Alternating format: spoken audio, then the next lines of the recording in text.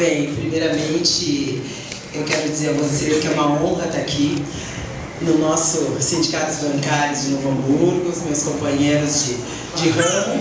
Eu pertenço aos Sindicatos Bancários de Porto Alegre. Estou à frente da Secretaria de Combate ao Racismo da CUT Rio Grande do Sul. E, para mim, é uma honra hoje estar dando, mais uma vez, luz ao trabalho do Eduardo Tamborero, que é um homem um dos fundadores do PT aqui em Novo Hamburgo, que tem uma história de luta e de resistência dentro do trabalho dele, que é o hip hop, que é uma cultura popular, periférica e que sempre é invisibilizada, porque onde as pessoas racializadas como eu atuam, é sempre visto de uma maneira que não é relevante por uma construção social, por uma construção cultural de fato.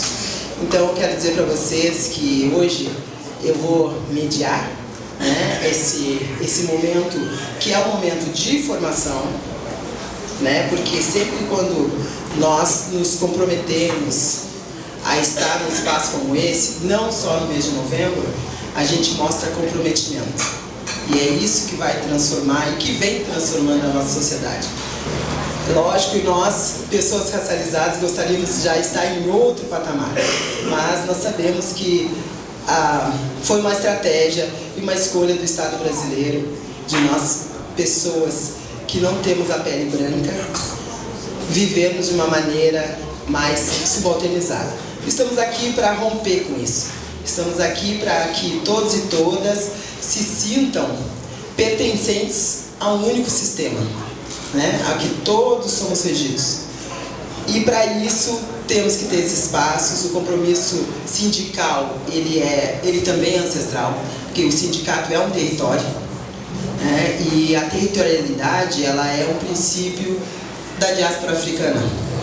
E é por isso que nós estamos aqui compartilhando esse espaço, que é por nós de direito, né? E quem faz parte dessa direção, dessa organização, tem esse princípio do sindicato cidadão. Por isso que eu parabenizo, já é a segunda ou terceira vez que eu venho em espaços diferentes, mas sempre com a certeza de que aqui, nesse território sindical, eles priorizam uma política antirracista. E vai se transformando com o passar do tempo, e as novas gerações que estarão aqui vão se sentir cada vez mais pertencentes a esse território. Então agora, depois desse discursinho de dirigente sindical, se deixar, fala o dia inteiro, a noite toda. Eu quero anunciar o Teatro Travessias. É uma esquete, tá, pessoal? Pequena, baseado no livro Vidas Curtas, a globalização da violência pública. Vocês têm espaço.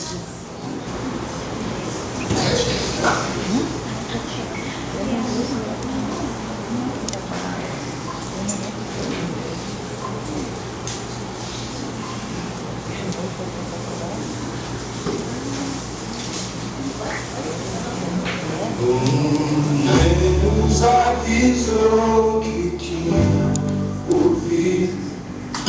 Ninguém nos avisou que tinha ouvido. Era a fila, água que não acabava.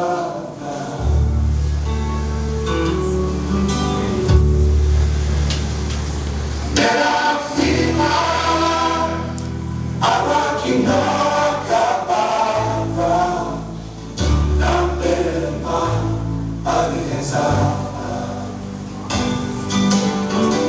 viagem sem volta, as mãos amarradas. Viagem sem volta, as mãos amarradas. Chicote estalada, mãe África chora.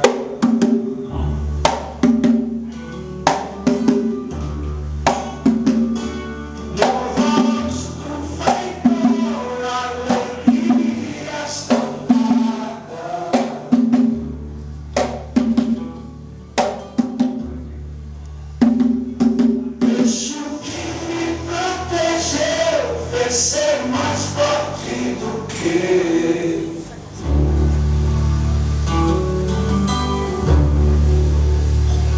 Cheguei num novo mundo, minha identidade se perdeu.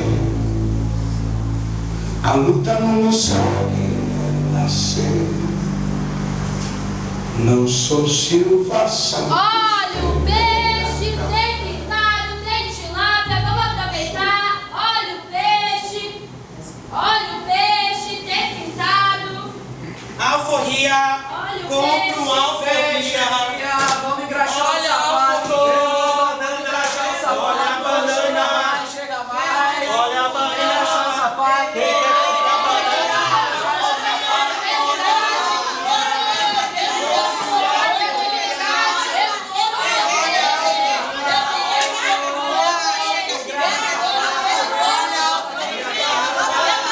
Quem quer banana?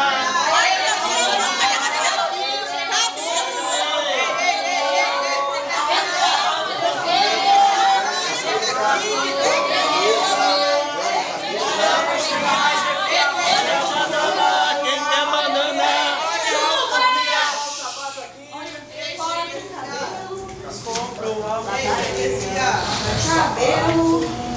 Vamos engraxar o sapato. Olha o peixe. Faz aí, faz logo que eu tô com pressa.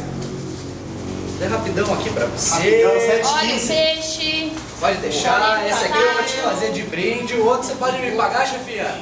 Pagar, rapaz, que pagar? Acabou a palhaçada, mulher. Pagar. Olha o peixe. Ah, esse Tem era só pintado, faltava, tem né? tilápia. Não, Olha o pera aí, não, peixe. não, não. Ei, eu devo estar ficando cego. Ninguém tá me vendo aqui. Ou pelo menos alguém não percebeu a presença de uma autoridade. Tô trabalhando, senhor. Trabalhando. Faça-me um favor, isso aqui não é trabalho. Tem autorização pra estar trabalhando aqui? Eu sou trabalhadora ambulante, senhor. Não, isso aí não tem, tá? Por que tu Não tá tem. entrando aqui no nosso trabalho? Vai fazer o quê? Vai Com fazer o licença, quê? com Ele licença. tá pensando. Meu Deus do céu, mas que cheiro de peixe é esse? É o meu trabalho, eu vendo peixe. Pode Pelo sair amor daqui, de vai Deus, fazer o que meu nojo. trabalho. Tu vai ir pra cadeia, isso sim, Leva trabalhando ela, na leva cadeia. ela. Mas o que é isso? Vocês estão ficando loucos, pelo amor de Deus. Olha que as leis estão aqui para ser cumpridas, são ordens do comando. Onde é que já se viu uma autoridade ficar sendo desrespeitada desse jeito? Pelo amor de Deus. Eu já vi essa cena antes. Os meus filhos sempre correndo, sempre correndo. Corre! Eu vou te pegar. A viela é escura, não quero ir no camburão. A viela é escura, não quero ir no camburão. A viela é escura, não quero ir no camburão. A viela é escura, não quero ir no camburão. Ok, mas é pra lá que tu vai.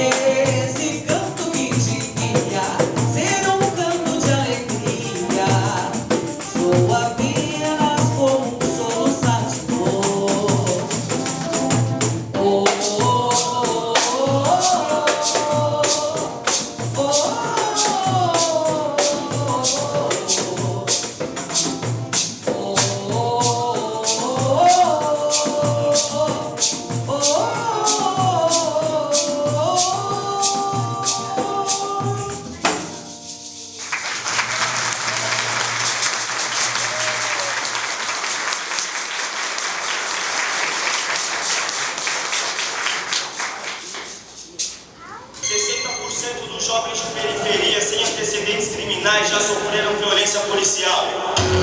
A cada 4 pessoas mortas pela polícia, 3 são negras. Nas universidades brasileiras, apenas 2% dos alunos são negros. A cada 4 horas, um jovem negro morre violentamente em São Paulo. Aqui quem fala é Primo Preto, mais um sobrevivente.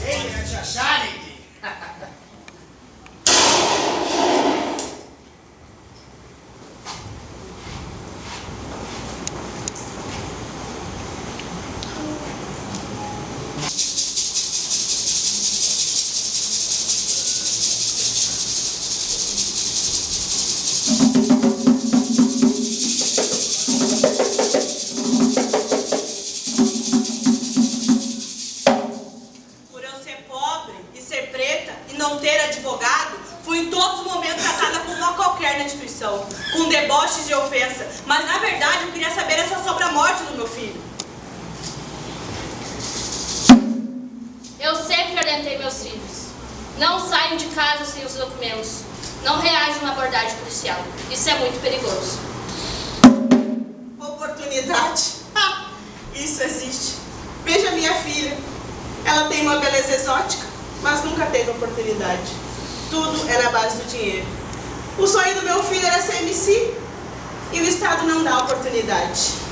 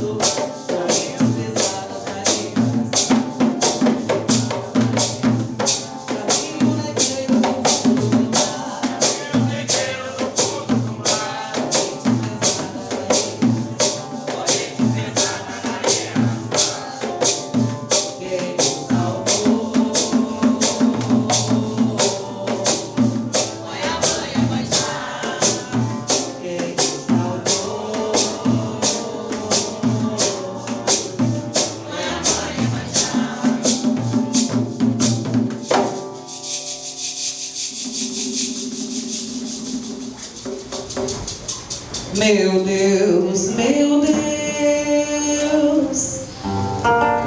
se eu chorar não leve a mão, pela luz do candeeiro, liberte o cativeiro social. Meu Deus, se eu chorar não leve a mão,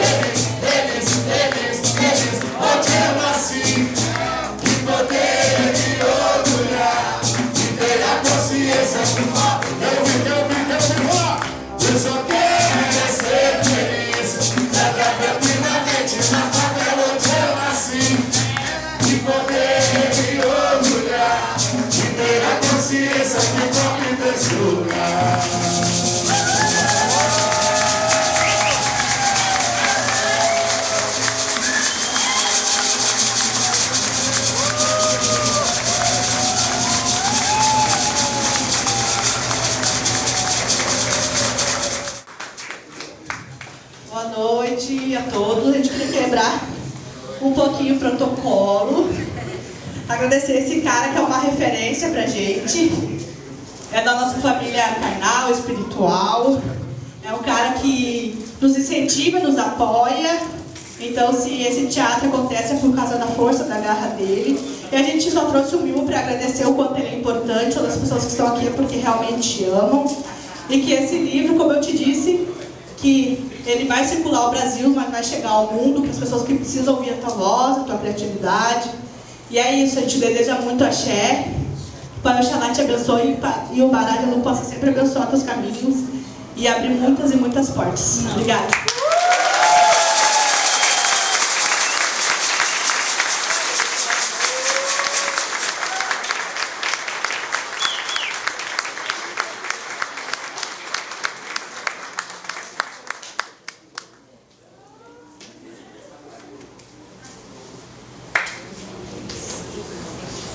Mestre dos mestres.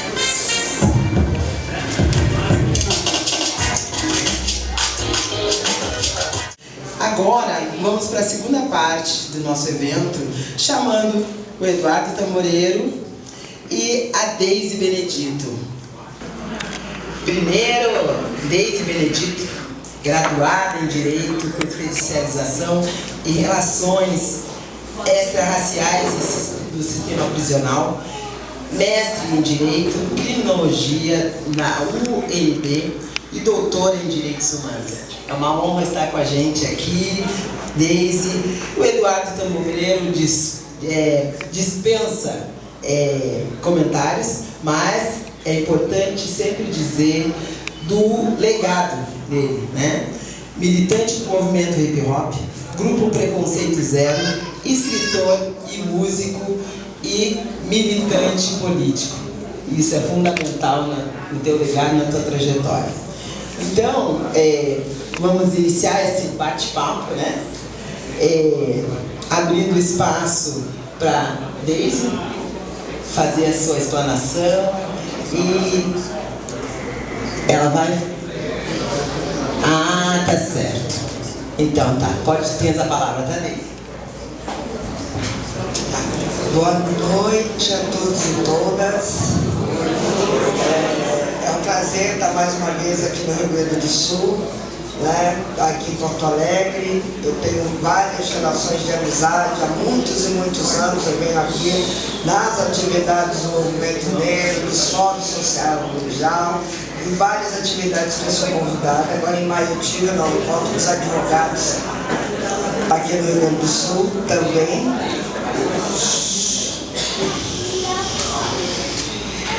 E para mim é uma honra muito grande estar hoje aqui e ter sido convidada para fazer o prefácio do livro do Tamboreiro, né? E é um livro muito importante. Coincidentemente, né, ele é lançado semanas depois daquele massacre no Rio de Janeiro. Vidas Curtas.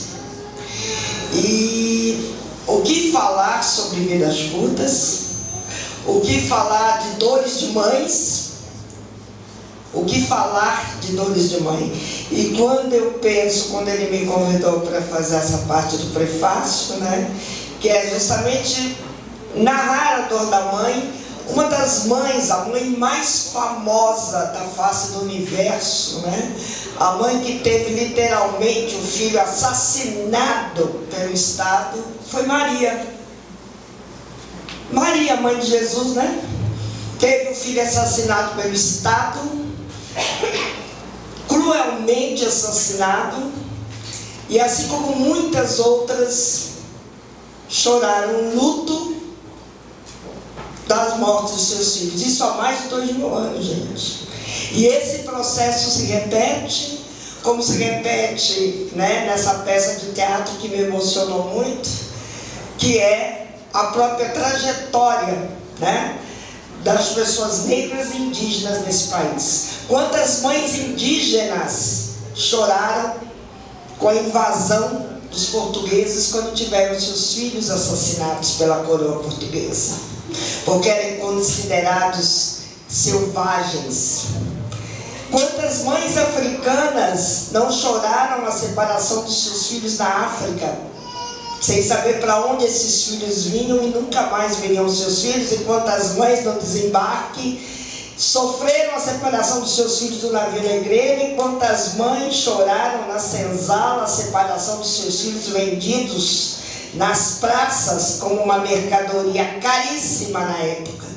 E hoje seus descendentes, né, pós-abolição, cruelmente assassinados pela cor da sua pele.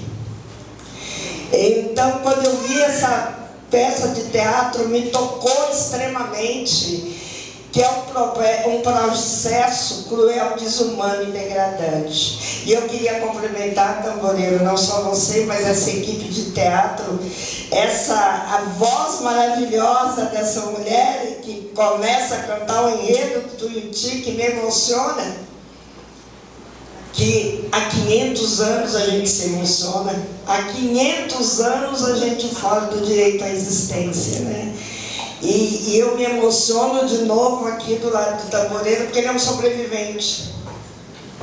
Ele foi contra o sistema e contra o projeto político definido para jovens, negros, pobres e periféricos. O extermínio. Quando se fala a carne mais barata do mercado, foi a carne que moveu a economia desse país. Foi a carne que levantou esse país. Foi essa carne que abriu as riquezas desse país. Então, eu ainda estou emocionada com vocês, né, com essa peça de teatro, pela força de lavar as almas de almas que foram consideradas sem almas, e lavar essas almas com honra e com glória. É isso, depois a gente fala mais.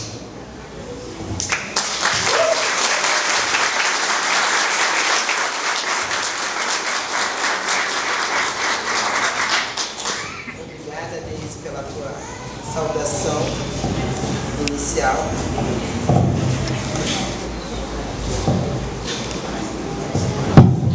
Agora já vamos passar para o Eduardo Tamboreiro fazer essa saudação. Boa noite, gente. Tá dando um grilo aí. Eu quero fazer uma saudação muito rápida Mas eu acho que eu já vou iniciar falando um pouco do porquê que a gente está aqui. Primeiro, minha saudação é para todas as mulheres, as crianças, os homens que estão aqui nessa sala, numa segunda-feira, que todo mundo provavelmente tinha um compromisso. Mas eu acredito que o maior compromisso que move as pessoas hoje é o compromisso humano que nós temos de transformação desse país.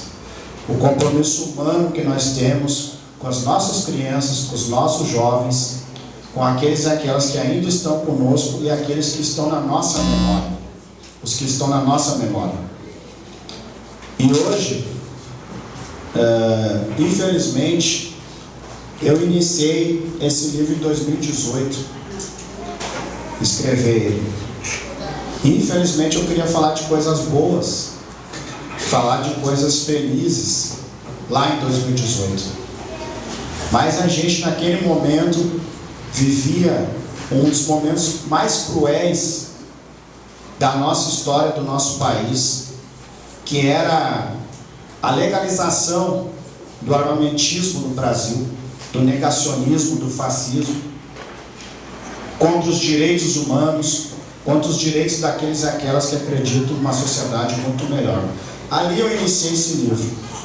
E eu iniciei esse livro porque em 2018 também nós tivemos mais de 70 mil jovens, em especial negros, mortos no Brasil. 70 mil jovens. Isso mata mais do que a guerra na Ucrânia. Isso mata mais que a guerra na Palestina. Então eu iniciei esse livro pensando como que a gente poderia sair desse lugar e ir para outro e tentar descobrir alguma forma de nós construirmos a paz, alguma forma de nós construirmos felicidade para aqueles e aquelas que moram nas periferias e nas favelas do Brasil. Eu venho de uma família que é uma família que sempre foi uma família da Black Music. A minha mãe, meus tios, a minha tia que está aqui, a tia Terezinha, minha mãe, a Dona Eni. A gente veio de uma família que era da música negra, uma família que lutou muito nessa cidade contra o racismo. Meu pai, em memória, que não está mais com a gente, ele fazia parte de um coral chamado Viva a Gente, que quem é mais antigo na cidade, inclusive cantava ele era uma das poucas vozes negras nesse coral. Cantava ele, o Carlinhos Mosman, o Rogério Foscarini, que foi prefeito aqui de Novo Hamburgo, tinha várias vozes. E o meu pai cresceu e a minha mãe dizendo para nós que nós nunca podíamos baixar a cabeça quando nós fosse discriminado em qualquer lugar. E eu, meus irmãos, o Daniel, que está em São Paulo hoje, a Thierry, que é psicóloga, inclusive lá do IFSU, nós nunca baixamos a cabeça para o racismo, para a discriminação, porque a gente aprendeu isso dentro de casa. A minha mãe nunca tolerou piada racista. Então, dessa família que eu vim, essa família foi me construindo quanto um sujeito que não pensava só no seu umbigo, mas que pensava nas outras pessoas que ali conviviam com essa chaga, né, essa praga que é o racismo, que é o machismo, que é a homofobia, né? E nós convivíamos com isso, para tentar mudar isso. E nessa trajetória, eu estudei numa escola chamada Harry. Eu tinha 10, 12 anos de idade. Eu estudei nessa escola. Tá ali, inclusive eu fui lá e pedi para a diretora vir, que ela está aqui, que foi minha diretora. E nessa escola eu conheci um cara chamado Espaguete. João era o nome dele. Um cara que fazia teatro de boneco. Ele veio de São Paulo, nos anos 80, dançou em São Paulo, na São Bento, que foi um dos primeiros lugares onde o hip hop se manifestou no Brasil. E esse cara dançou na São Bento. E ele veio para cá. E nós com 11 para 12 anos ali, era uma massa de jovens na minha época que dançavam break, que imitavam na verdade o Michael Jackson. Jackson 5, o trança é dessa época. Dança dessa época. Nós imitávamos o break, o Michael Jackson, os passos, Jackson 5, Little Richard, enfim. E esse cara veio fazer uma oficina na nossa escola, foi fazer uma apresentação de teatro de boneco. E nessa apresentação, no final da apresentação, esse cara diz o seguinte: olha, além de eu fazer teatro de boneco, eu também danço break. E imagina, nós uma gurizada, louco para saber quem é que era o mais experiente. Pô, o cara dança break, não sei o que. E nós era muito pentelho, né? Nós queríamos ir atrás lá do cenário dele, que era uns teatros, né, de boneco, ali nós queríamos saber quem estava ali atrás, ali fazendo o teatro, né? Porque na Santo Afonso tinha uma questão, que é muito importante vocês saberem disso.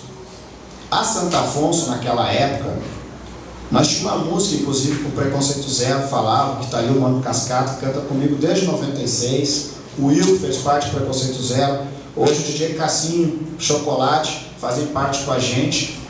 E naquela época, a Santo Afonso nós cantávamos o seguinte: aqui só tem a cultura, chega no nosso bairro, faz a curva e volta para o centro. Nós não tínhamos acesso a nada. A nossa única referência que nós tínhamos quanto Estado, a presença de Estado na nossa comunidade, era a polícia, era o camburão. Nós não sabíamos o que era um posto de saúde, não é, Betinho?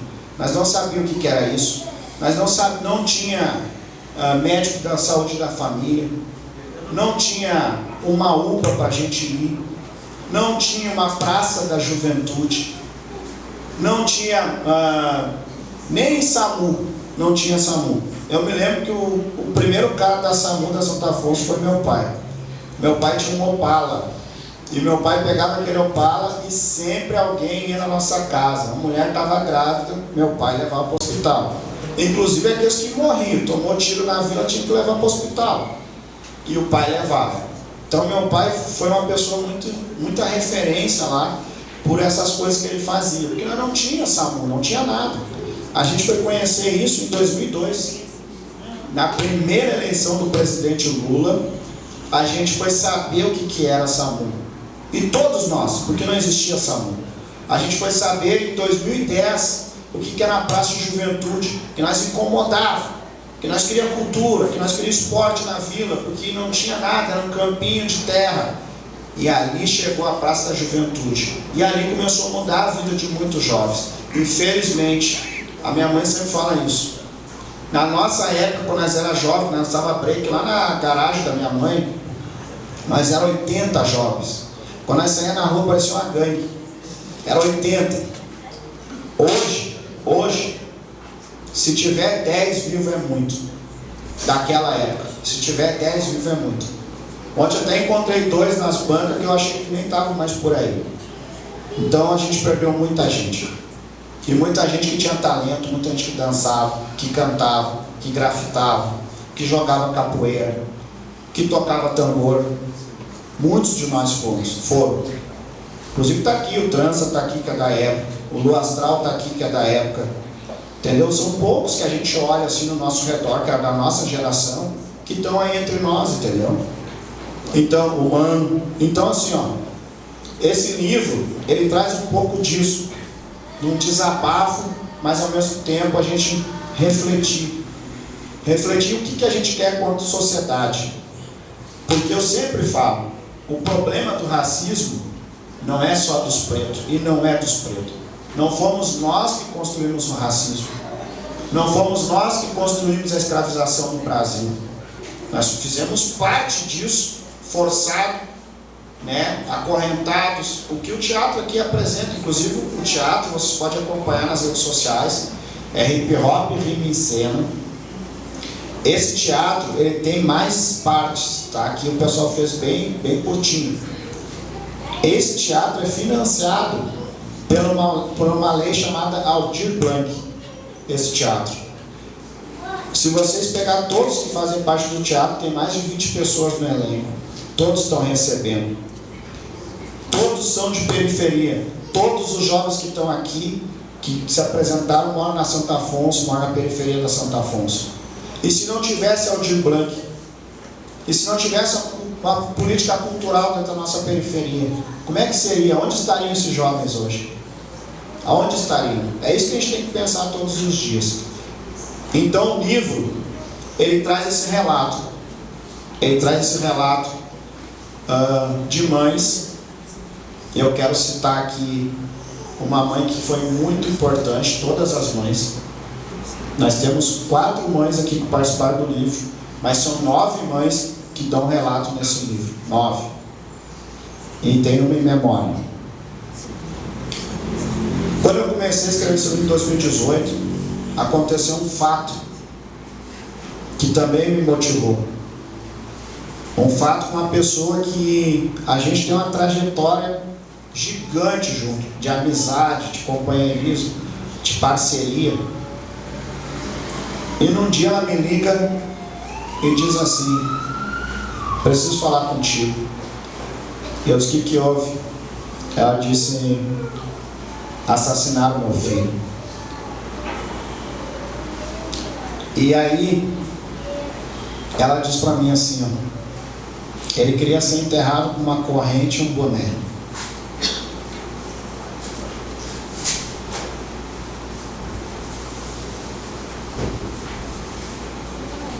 E eu e o Ice, que é grafiteiro, que deve estar por aí também, saímos correndo para comprar uma corrente e um boné para levar para essa mãe. Eu queria depois, se ela tiver coragem, dela poder contar um pouco dessa história. Porque o menino foi assassinado de um crime que ele não cometeu. E depois a justiça brasileira manda um e-mail para essa mãe dizendo que ele não era culpado do crime, que ele foi morto. Então a gente vê como a mão do Estado brasileiro, por isso que eu falo no livro, Vidas Curtas, a globalização da violência pública, porque ela é pública e notória. O judiciário nos nega o direito,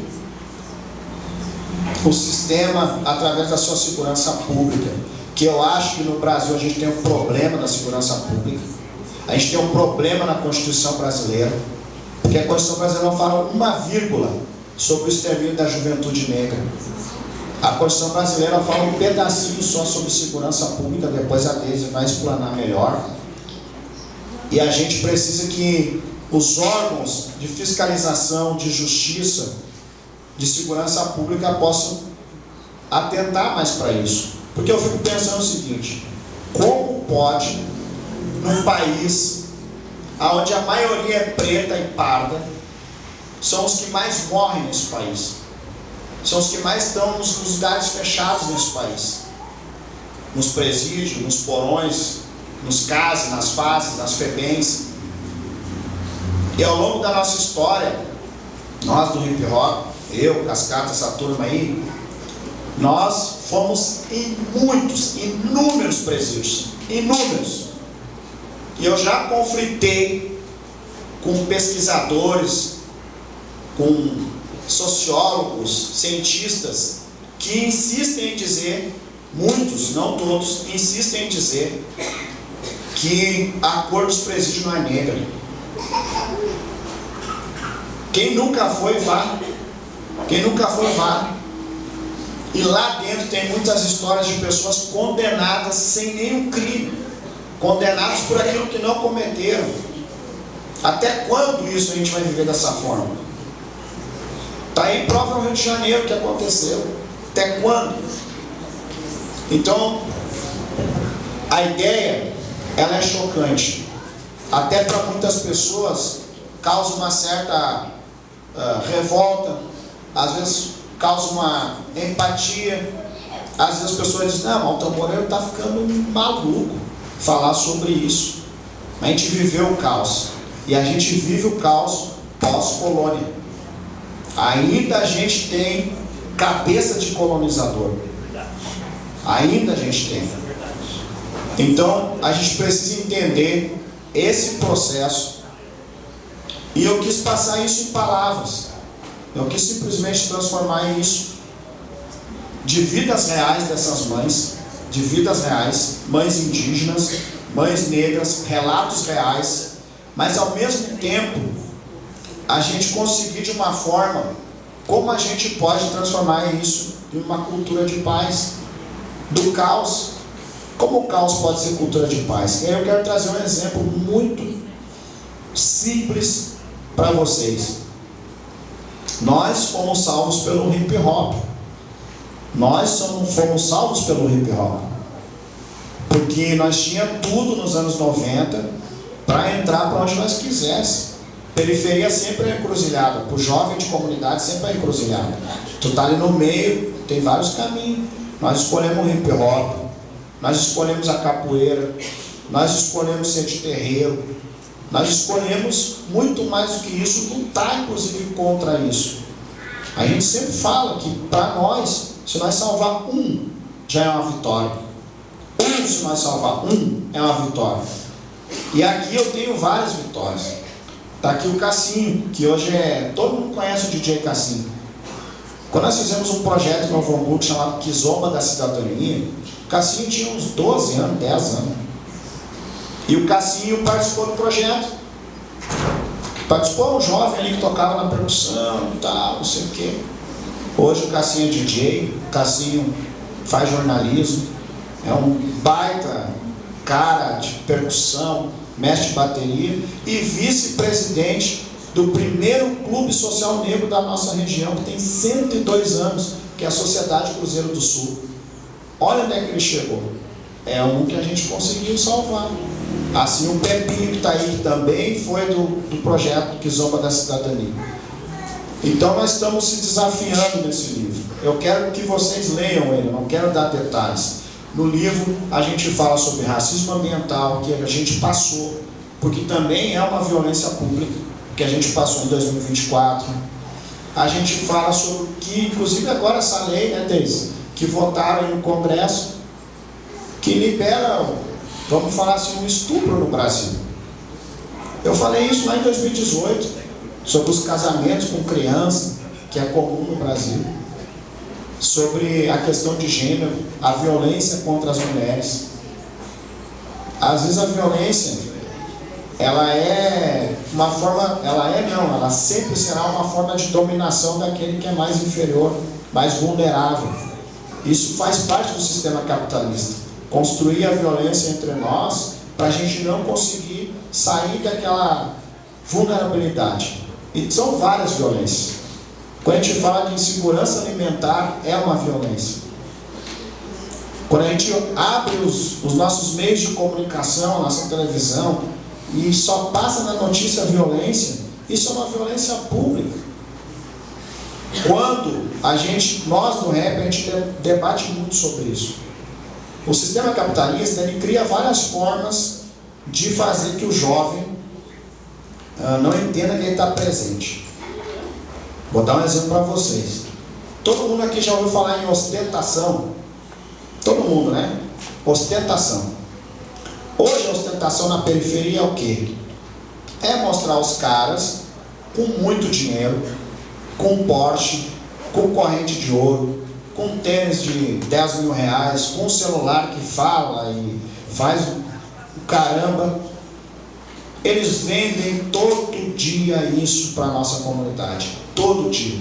Eu pergunto, o jovem da comunidade vai ter isso um dia? Não vai ter. Mas o sistema vende como ostentação. Joga isso nas letras, joga isso nos grandes shows, faz a gente se iludir, né? Cria uma certa ilusão. E nós das comunidades, infelizmente, a gente se espelha em quem está mais perto.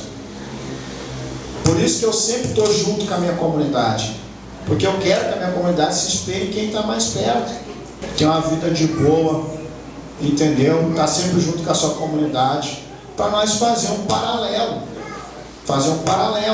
porque dentro da comunidade a ostentação é todo dia, é sutil. O cara passa com o carro, com o Camaro, mas ele não abre o vidro para dizer, não, eu comprei trabalhando, está tudo certo. Ele vai passar com o carro, o moleque vai olhar, vai chegar em casa, com todo respeito, ele vai chegar em casa e vai olhar para a mãe dele. Ah, minha mãe é doméstica. Vai olhar para o pai. A maioria nem tem pai. Mas se tem o pai, Ah, meu pai é pedreiro. Com todo respeito a essas profissões. É isso que acontece. O que ele vai fazer? O mais importante é o Camaro. O mais importante é o tênis importado. O mais importante é o celular. Então é assim que a gente vive. E a gente está sempre numa disputa de narrativa real dentro das periferias. Então nós precisamos, de alguma forma, eu sempre falo quando a gente está num público legal, assim, nós somos privilegiados. Privilegiados por estar aqui, privilegiados por muitas vezes termos informações, porque também na rede social, que hoje é um território sem lei, essa notícia, essas informações também chegam para o nosso jovem massivamente. Hoje o jovem está na internet, hoje o jovem está no celular. Então essa notícia chega para eles de uma forma agressiva, inclusive, uma forma muito dura. E a gente tem que tentar combater de alguma forma. Todo mundo conhece como fake news. Eu falo como realidade. A gente está vivendo isso. É o jovem que evade a escola, é o jovem que não respeita a mãe. Eu tenho uma coisa comigo que eu me considero uma pessoa que vem de uma tradição da oralidade, uma tradição griot. E eu sempre respeitei os mais velhos. Mesmo às vezes eu discordando, eu tento concordar ou tento chegar num consenso de respeito aos mais velhos. E isso se perdeu. Hoje a gente tem uma geração que manda a mãe bem longe. Hoje a gente tem uma geração que não respeita a mãe, que não respeita o pai. E isso se perde, porque daí a gente respeita o líder, o mais foda da quebrada. A gente respeita aquele que é o pai, mas a gente não respeita o pai e a mãe em casa, principalmente a mãe. Então, essas histórias que estão no livro me remeteu mulheres que têm já seus 60, 70 anos, que passaram por isso também, que passaram pela violência sexual, que passaram pela falta de oportunidade do Estado, que passaram a luta inteira para que seus filhos pudessem entrar na universidade, que seus filhos pudessem ter uma vida melhor. Essas mães passaram também, e seus filhos continuam passando também. E como eu falo, e quem me conhece sabe, eu sou um cara de esquerda, sou um cara que tem posição política. Eu sei que a vida do povo brasileiro mudou. Eu sei que a gente está vivendo melhor, mas ainda continua matando o jovem preto. Ainda continua o jovem preto sendo a maior vítima, o alvo, o perigo da sociedade brasileira. E as gurias falaram aqui no teatro: não reaja à abordagem policial, RG na carteira, presta atenção, porque é isso que a gente vive. Nós vivemos o medo todo dia. Todo dia a gente tem medo de sair de casa, todo dia a gente tem medo de ir no lugar.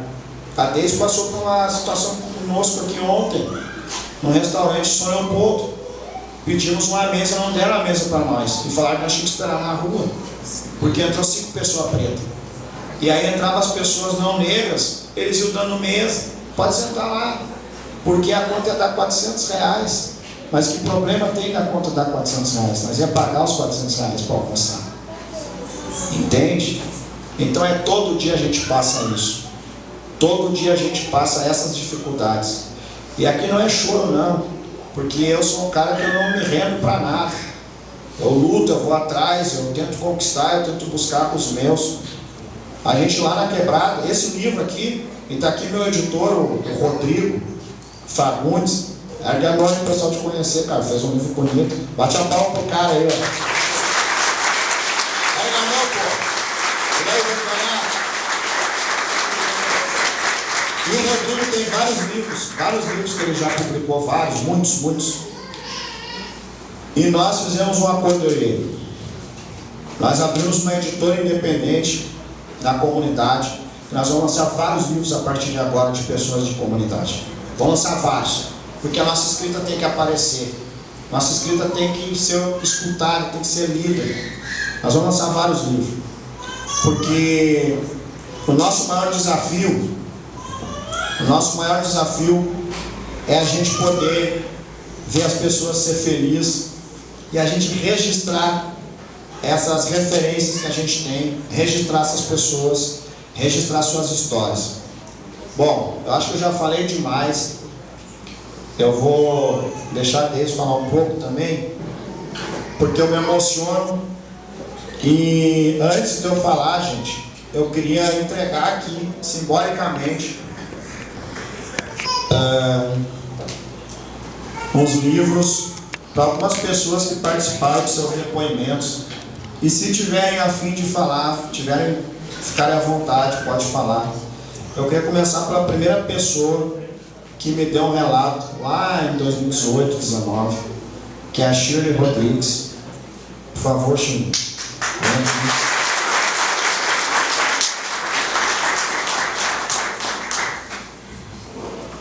Fica à vontade. Boa noite a todos. Eu sou a mãe que liguei pedindo o boné e a corrente. Quando eu liguei para ele me perguntou o que eu posso fazer contigo. Eu falei, cara, o sonho do meu filho era ser MC e me dar uma vida melhor. Infelizmente, o sonho dele não foi realizado. Mas traz para mim uma corrente de MC e um boné. Eu enterrei meu filho e saiu aí dizendo que ele não tinha culpa pelo qual ele foi morto. Hoje eu carrego comigo um atestado de óbito de um menino inocente. Um menino que eu sempre ensinei, carrega contigo a identidade e não reage em momento algum. Quando te abordarem, já ergue a mão porque tu é preto. Já ergue a mão porque tu é preto. Então, eu não tenho problema nenhuma de dizer que eu sou essa mãe do livro.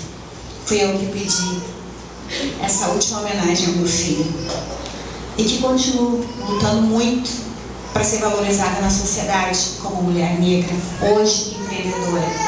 Mas vou levar comigo um livro que conta a história de alguém que não conseguiu chegar a lugar nenhum, porque foi impedido, porque no ocorrido achavam que o preto tinha culpa.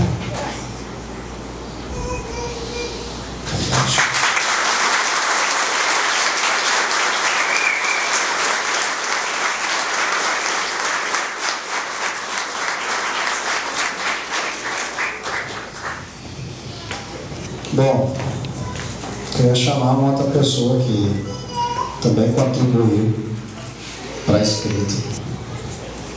Que além dela eu queria pedir uma salva de palmas em memória ao Carlinhos Mosman.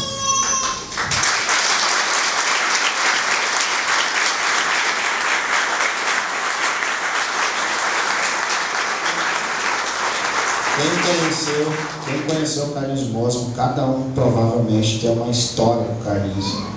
Cada um provavelmente tem um momento com o Carlinhos. E quando eu iniciei esse livro, eu dizia, não tenho coragem de lançar isso, Carlinhos, eu não tenho coragem. A gente está falando de dor, para a dor a gente transformar em voz, para a dor a gente transformar em resistência, para a dor a gente transformar em luta. E o Carlinhos dizia assim, é necessário, tu tem que lançar esse livro. E infelizmente eu não consegui lançar enquanto ele estava entre nós. Mas isso é uma homenagem também ao Carlinhos Mosman, que sempre me inspirou. E inspirou várias pessoas. A Rose está aqui, é testemunho. Várias pessoas o Carlinhos inspirou. E o Carlinhos tinha uma coisa que ele pendia sempre para a questão do negro.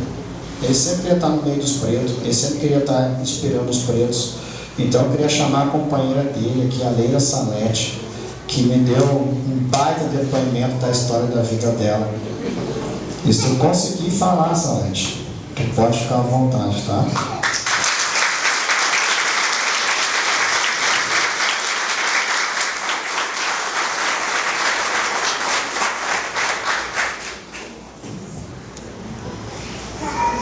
Bom, o Carlinhos era um incentivador da população negra e ele era uma pessoa que acompanhava o tamboreiro sempre, incentivava sempre e ele fez muito pela comunidade negra. E eu acho que não tem palavras para descrever o quanto o tamboreiro foi importante na vida do Carlinhos como um dos incentivadores da cultura afro-brasileira.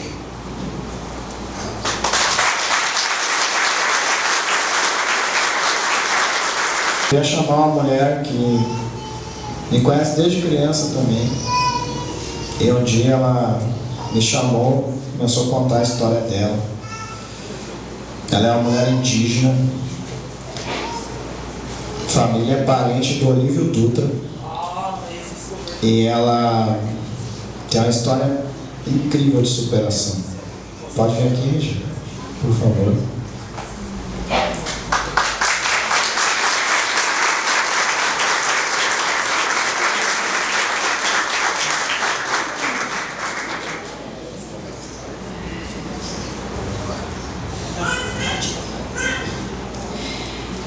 Boa noite para todos.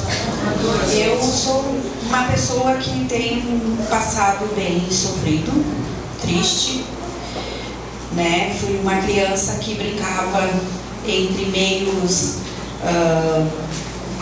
pinheiros, morava em São Luís Gonzaga.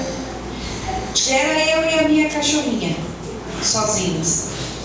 Brincava, chorava, não tinha ninguém. Corria naqueles pinheiros, brincando, e passei por muitas coisas difíceis. Fui violentada 2, 3 vezes, e hoje eu tô aqui. Eu venci. Antes de eu dar o meu relato para o tamboreiro, eu peguei e não tinha coragem de falar. Carreguei comigo isso durante anos e anos, por não poder falar, por não ter coragem, porque eu me sentia... Eu era uma criança, me sentia muito ruim, e hoje eu já posso falar. Eu venci, eu tô aqui, graças a Deus, e junto com meu irmão, que conheci desde criança, né? Tinha uns 18 anos quando eu conheci ele, a mãe Eni. Então eu agradeço a Deus por tudo. Eu sou uma vencedora. Eu tô aqui. E a minha história, o tamboreiro está contando no livro. Certo?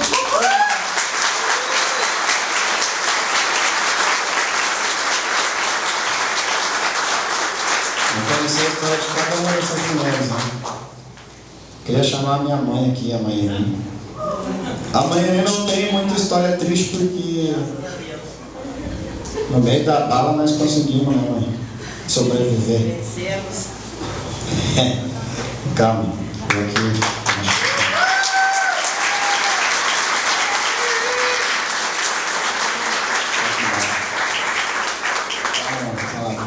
Minha mãe é meio tímida. Boa noite a todos. Não, o que eu quero dizer é só parabéns pelo livro. Esse é o primeiro de muitos ainda que vai vir.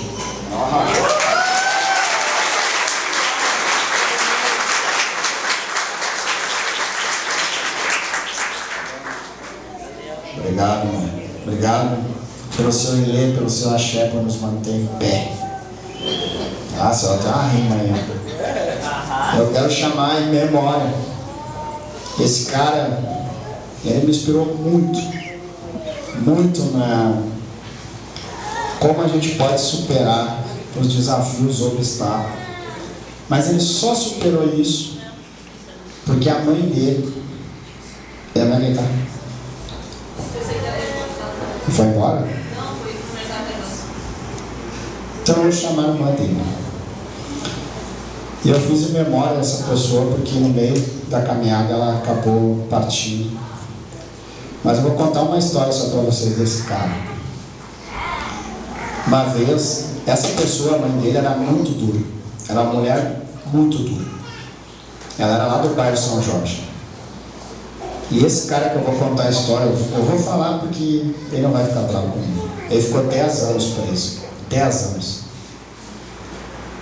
E um dia ele foi preso, lá no bairro São Jorge, e ele estava algemado, com a cara no chão. A mãe dele estava vindo, E aí o brigadiano disse assim, ó, esse é seu filho? Olha aí o que seu filho fez, está indo preso. Mas não tinha nada assim anormal para o cara estar ali algemado. Ela olhou para o brigadiano e disse assim, pergunta quantos anos ele tem, e passou, foi para casa. Esse cara ficou 10 anos preso, idas e vindas. Essa mãe nunca foi visitar ele. Quando ele saiu, ele perguntou, mãe, tu nunca foi me visitar? Que não é um lugar para mim. Eu não escolhi que tu estivesse lá, tu foi para lá porque tu quis, tu fez as coisas erradas. Só que detalhe, esse cara ficou 10 anos preso, ele aproveitou a ressocialização dentro da cadeia. O que ele fez? Ele aprendeu a cozinhar. Nos 10 anos ele ficou cozinheiro. E a mãe dele era cozinheira no Calçados Beira-Rio, ali em Canudos. Quando ele sai do presídio, ele, mãe, não tenho trabalho, não sei o que, e a mãe dele, vou te arrumar lá então. Ela era assim, quem conheceu a Meca sabe. Vou te arrumar lá então o serviço para ti. E o cara foi trabalhar no Calçados Beira-Rio. Ele fica uma semana, 2 semanas, 3 semanas, um mês. Chega a chefe do Calçados Beira-Rio lá, que era, olha, estou te promovendo, tu vai ser o chefe da cozinha. O cara passou a ser chefe da mãe dele. Ele era o chefe. Por quê? Porque no presídio ele cozinhava para muita gente. Então ele sabia exatamente a quantidade de comida. O cara virou um matemático. Eles perguntavam para ele assim, hoje tem 700 pessoas aí, quanto precisa de arroz? Tanto. Pode botar que é tanto. Não vai sobrar nem faltar.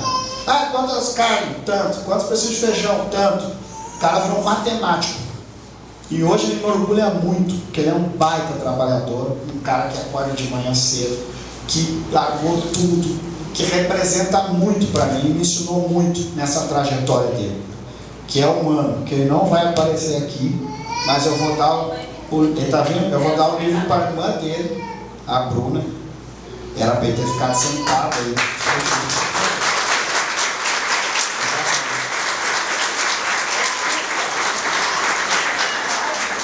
A Bruna não vai falar. Mas essa aqui também, para mim, é uma referência. Gosto muito. E é minha cunhada. Esses são meus cunhados. Tá, o mano conta a história. Quer tirar uma foto?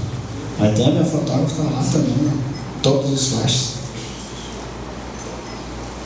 E, bom, e aí o livro, gente, tem mais 9 mães que falam. Tem um menino que está no livro, que quem acompanhou, o Alex acompanhou a Josi, o Michunga. Eu vou falar bem rapidinho, para me encerrar. O Michunga é um cara do samba de São Leopoldo, que ele fizeram a incursão numa casa que não era a casa dele, e ele estava caminhando na rua e ele foi preso. Esse menino foi preso, saiu em todas as mídias, isso faz menos de 4 anos, saiu em todas as mídias, dizendo que ele tinha sido preso com R$1.800.000 em droga, avaliado em R$1.800.000. Nós tínhamos um show no Uruguai. Eu fiquei, os guri foram, eu fiquei. E nós fizemos uma mobilização em São Leopoldo, acampamos na frente do fórum, que todo mundo conhecia o cara. Ficamos acampados na frente do fórum, fizemos uma mobilização, fizemos marcha lá na Independência, pedindo que a justiça liberasse o cara, e ficou 1 mês preso. E aí eles investigaram o tal do produto que acharam na casa, que disseram que era a casa dele, mas não era a casa que ele morava. E aí, inclusive, ele fala que a mãe dele conta a história, que um dos caras diz assim, um dos policiais, não leva o cara, ele não é culpado. Não, nós temos que levar alguém, senão chegar lá e disser, como é que nós achamos esse troço aí? Levar o cara. O cara chega, acontece tudo isso, eles investigam a droga, não era droga, era um pó químico lá de uma empresa que estava naquela casa do lado da casa dele, e ele ficou preso 1 mês pelo crime que não cometeu. 1 mês, arrebentou a vida do cara, a mulher grávida. Também tem esse relato da mãe, inclusive eu coloco o laudo pericial, né, que foi feito, está no livro ali também. Então são essas histórias que a gente está contando, são histórias verdadeiras, mas que traz um alerta. A gente quer que a nossa juventude não mate, mas também não morra. A gente quer que a nossa juventude tenha acesso através da cultura. E aqui assim, ó, Luiz, que foi prefeito, a Luciana, que é vereadora, tem várias autoridades aqui, ó. Quando a gente pensar política pública, lembrar que do lado de lá tem alguém que está precisando dessa política. E aqui eu quero fazer uma justa saudação, porque hoje nós temos em Novo Hamburgo apenas 2 vereadores, e a Luciana é muito combativa na Câmara de Vereadores, porque a gente vive nessa cidade um retrocesso político, e essa política está fazendo lá na ponta o nosso povo não ter acesso, lá na ponta. Se vocês olharem hoje, os postos de saúde nos bairros estão fechados no final de semana. Vocês vão numa unidade de saúde, na UPA, não tem médico. Eles acabaram com os médicos cubanos. Acabaram, não tem mais um ou outro. Então é lá na ponta que isso dá o resultado, esse efeito colateral da retirada de direitos. Então, Luciano, parabéns pelo teu trabalho e a gente está junto nessa luta. Aqui eu quero fazer uma saudação, meus amigos, eles vieram de muito longe, eles vieram lá em Chapecó quase, Tenente Portela. Quero uma saudação para esses camaradas.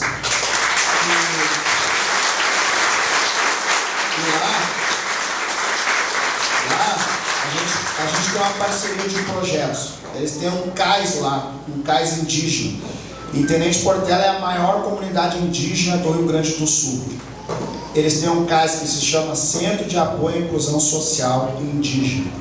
E a gente conversa muito.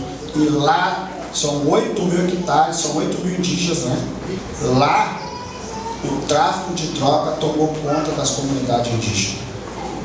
Lá as facções tomaram conta das comunidades indígenas. Então o que a gente está falando não é diferente do que acontece aqui, está acontecendo lá. Então a gente precisa de alguma forma tensionar, a gente precisa se encontrar para falar disso. Nós temos que falar sobre isso. Não adianta a gente maquiar o que a gente está vendo. Está tudo bonito, eu vou para minha casa, no meu ar-condicionado, deito na minha cama e o mundo acabou ali. Nós precisamos pensar naqueles e aquelas que construíram esse país e estão continuando morrendo há séculos e séculos. Então a gente precisa pensar sobre isso. Tá bom, gente? Obrigado. Periférico que não desistiu do teu povo, da tua comunidade, e por isso que esse auditório está lotado nesse dia. Nós não podemos deixar de parabenizar e louvar a ação dos sindicatos bancários de Novo Hamburgo, que através desse projeto Ecologia dos Saberes, dá essa oportunidade de uma pessoa como Eduardo Tamboreiro poder mostrar o seu valor, não só como um homem representando uma cultura importantíssima que é o hip hop, mas um homem que valorizou a sua família, a sua mãe, e isso é fundamental, que nós possamos cuidar dos nossos, para que a gente possa realmente cuidar dos outros. Então eu queria te agradecer, e já rapidamente, porque o adiantado da hora já se faz, a nossa querida convidada Deise Benedito. Tem as palavras. Deixa eu só falar uma coisa bem rapidinho. Eu só tenho que falar uma coisa sobre a Deise, tá? A Deise, quem é do hip hop, eu já vou entregar a Deise aqui. A Deise é a tia do Dandan, que canta com o crioulo. Quando vocês quiserem falar com o crioulo, vocês falam da Deise, porque é assim que funciona, tá? A Deise projetou em São Paulo praticamente todos os caras do hip hop. O Dexter, ela acompanhou o Dexter desde quando o Dexter estava preso até o Dexter sair. Ela acompanhou o Racionais o tempo todo. E a Deise, quando eu era muito jovem, eu, a Pérola que estava aí, nós tínhamos um movimento chamado Em Junho, que era o Encontro Nacional de Juventude Negra. E um dia ela estava em Brasília e a Deise falou assim: eu quero estar com vocês, porque a juventude negra tem que estar viva. E desde aquela época a Deise nunca deixou de estar com a gente nos lugares. E eu quero que ela fale um pouco mais, porque ela enfrentou um grande drama no fim do Carandiru, da chacina do Carandiru. Ela era advogada lá na época, enfrentou muitos dramas na questão da tortura, do feminicídio. Então, essa é a Deise para vocês conhecerem. Deise Benedito.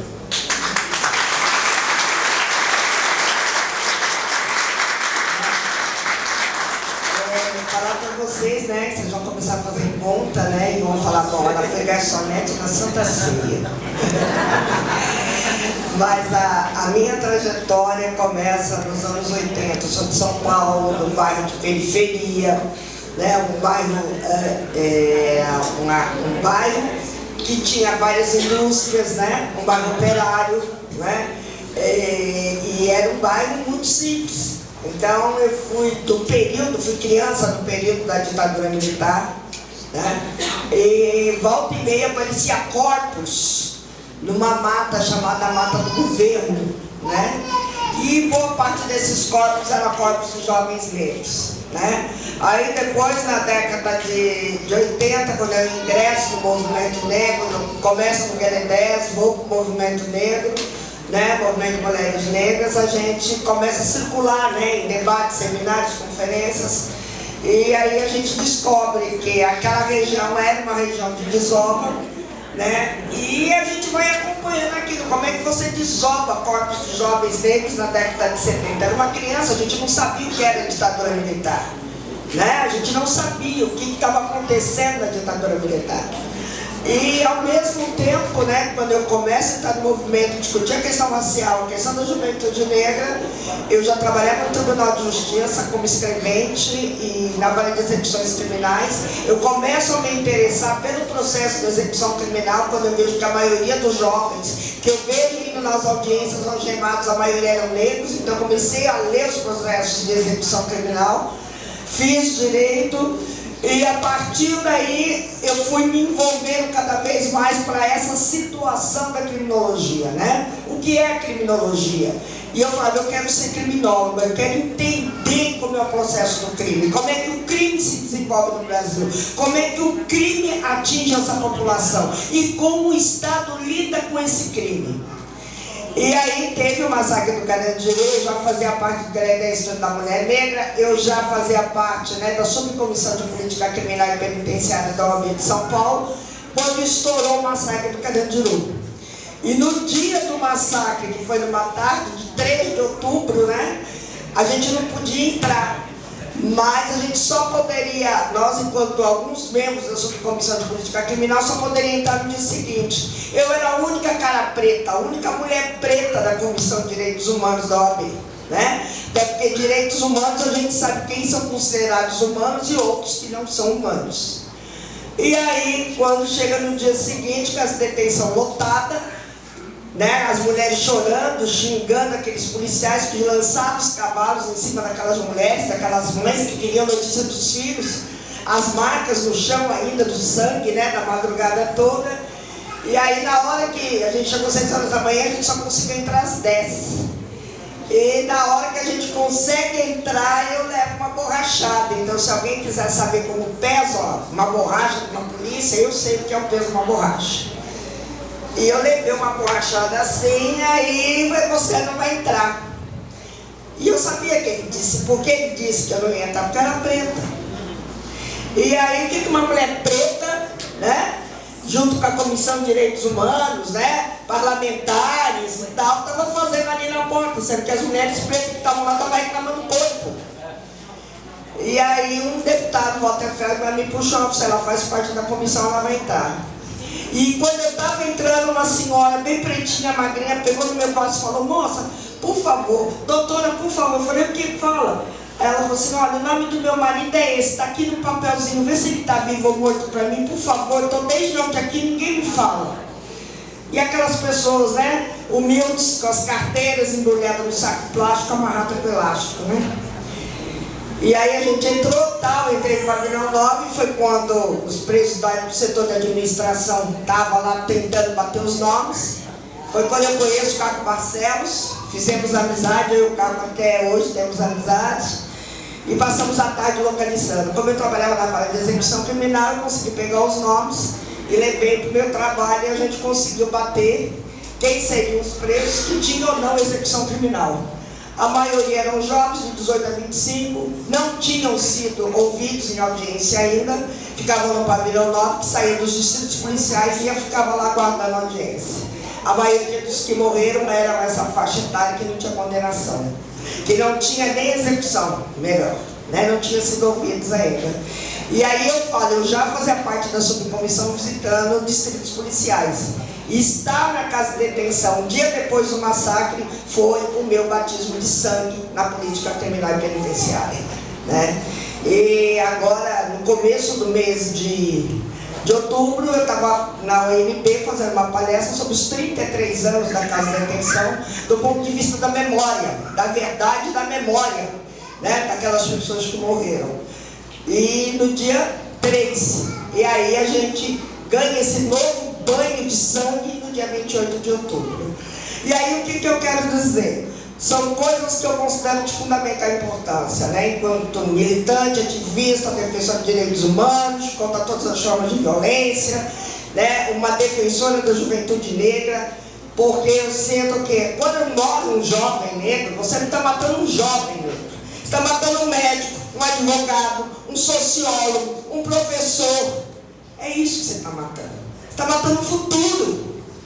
Né? E quando a gente fala de projeto político, de sociedade, que modelo de sociedade que a gente tem, vou ser papo reto, quem me conhece sabe que é papo reto. Há mais de 40 anos que existe o Comando Vermelho. Há mais de 30 anos que está aí o PCC. O que foi feito em todos esses anos, de fato, para acabar com o crime organizado? Quando o crime organizado se organiza nas prisões, e se organiza nas prisões porque as prisões é o pior lugar que existe na face do universo, onde você é despersonalizado, onde você é desumanizado, onde você é relegado à sua não existência como pessoa. E se prisão resolvesse, não tinha mais crimes em nenhuma face do mundo.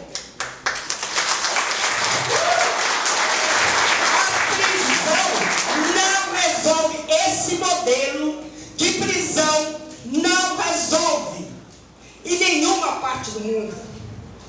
E aí eu digo a vocês, quando nós temos 40 anos de CV, quem se beneficiou esses anos todos da existência do CV? Os próprios governantes, porque eu preciso da miséria, eu preciso da pobreza, eu preciso de tratar as pessoas pobres como lixo. E é como lixo que elas devem ser tratadas. O grande desafio nesses 40 anos foi conseguir ter a defensoria pública, que é onde pobre, preto, gay, lésbica consegue ter os seus direitos. E quais as condições que é dada para os defensores públicos atuarem? Quantos defensores públicos nós temos? Eu tenho 80 MP e eu tenho 20 Ministério Público. Aí eu vou falar de acesso à justiça. E aí, quando a gente fala de um Estado, quando eu falo da responsabilidade dos governantes, eu falo de moradia com qualidade, eu falo de saúde com qualidade, eu falo de educação com qualidade, eu falo de professores muito bem remunerados. Porque o professor que vai tornar um médico, um advogado, um engenheiro, um delegado, polícia. E aí, o que nós temos? Qual é o compromisso dos governantes, do prefeito, do governador? Cadê o compromisso quando a gente fala de orçamento público? Qual é o déficit de moradia que eu tenho? Quantas pessoas estão na rua? Quantas pessoas não têm condição de pagar um aluguel? E aí, eu ser meio bandido se quero colher cidadão. Essa que é a verdade. O Estado é solidário com a criminalidade nesse país. Eu preciso de gente ignorante. Eu preciso de gente na preciso de gente de noite no TikTok, porque eu posso manipular. E aí, como o Tamborero falou muito bem, os sonhos desses jovens é um boné, é um tênis de marca, é segurar um fuzil. É segurar um fuzil. Mataram 120, tem 300 na fila. Os bisnetos e trisnetos do Comando Vermelho. E como é que essas armas entram no Brasil? Elas vêm de perninha? Eu vou pro Brasil agora, eu vou. É assim? Como é que chega a granada? Como é que chega a R15? 7.40? 5.80? Como é que chega? Metralhador israelense. Opa! Como é que chega? Como é que chega? Vocês já viram alguma incursão nas grandes marinas, nos grandes bairros nobres? Não tem incursão da polícia nesses bairros nobres. Nós temos que ficar atentos, gente. O crime está na política e a política precisa do crime. Ou nós temos essa realidade, ou nós vamos continuar nesse sonho, nessa utopia de liberdade.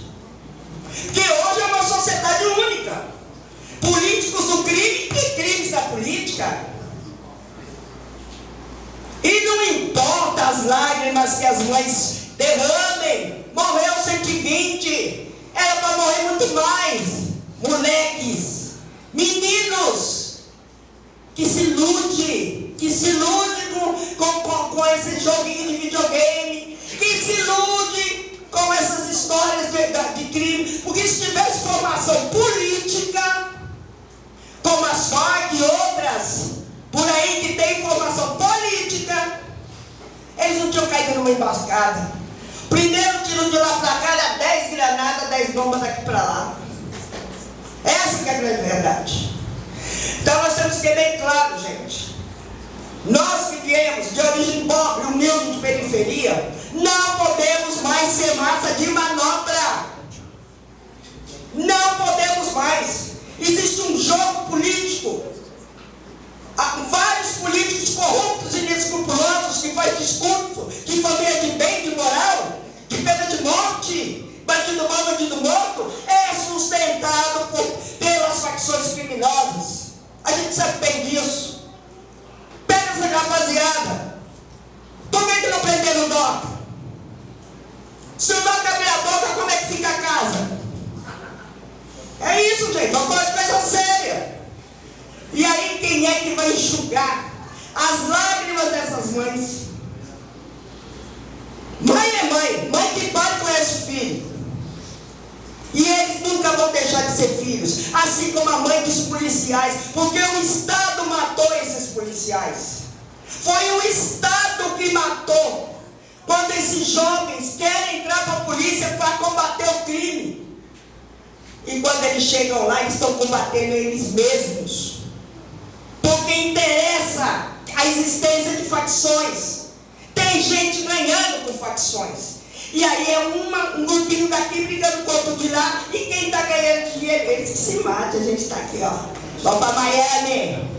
Vamos gastar nosso dinheiro em Miami, rapaziada. Ótima da vida. É isso. Vida louca é para eles. Para nós é vida boa. E um exemplo disso foi o PCC em São Paulo. 400 e não sei quanto, 80 milhões só na Faria Lima. Faria Lima. E aí a molecada ainda fazendo corre na favela. Ganhando 2 pau por mês. 3 pau. Enquanto os caras estão com milhões. Se essa molecada fosse formada, já tinha largado fuzil. Há muito tempo. Então é isso que eu digo a vocês. Quando a gente tem que começar a discutir como o crime funciona. E para quem funciona. E quem se beneficia. Essa que é a grande questão. E aí eu falo para vocês. Sabe? O ano que vem nós temos eleições. O ano que vem tem eleições. Vai sair candidato a vereador? Cola aqui. Qual é o seu compromisso? Primeiro o vereador tem que saber o que vai fazer. Não fica prometendo que ele não vai fazer, não. Não fica prometendo que Deus duvida que ele não vai fazer.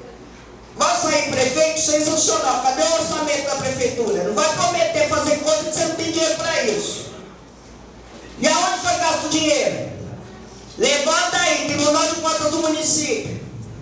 milhões de prejuízo para a Prefeitura de Novo Hamburgo.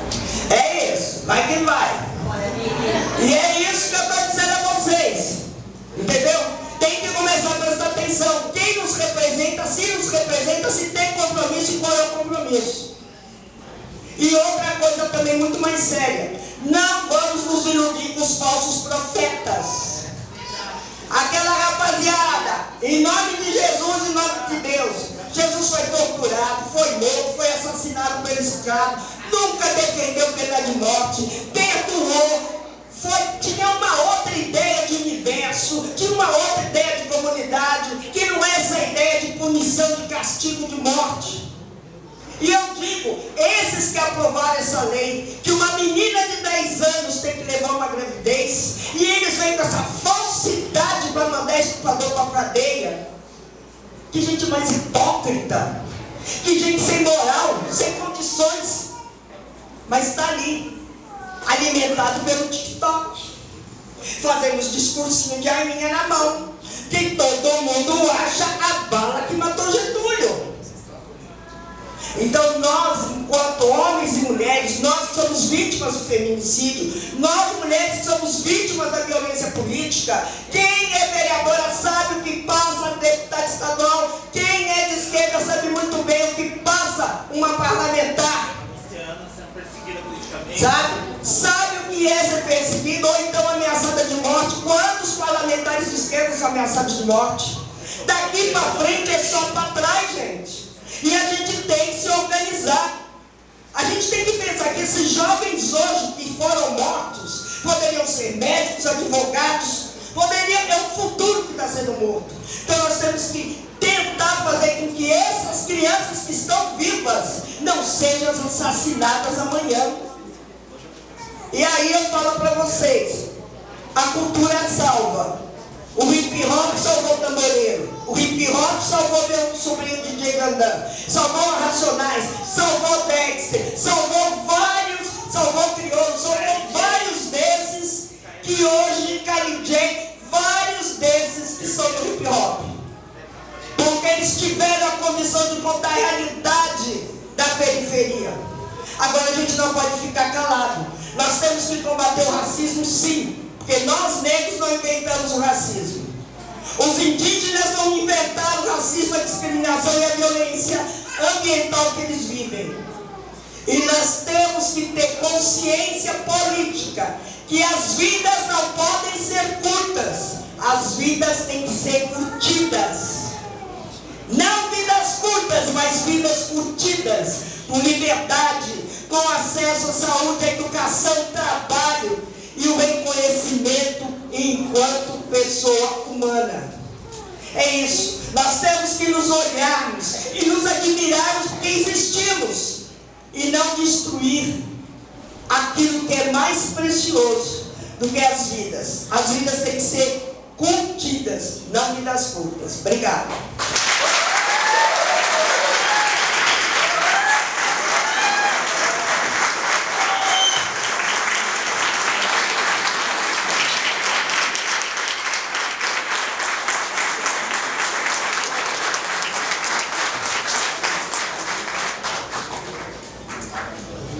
Bem, vamos aproveitar, quebrar um pouquinho do protocolo. Tem uma criancinha chamada Dandara que está de aniversário hoje. Onde ela está? Vem cá, Dandara. E outra coisa, Dandara, tem que vir aqui fazer uma rima. Ah, ela faz rima! Olha a potência dessa menina. Bem-vindo ela ali.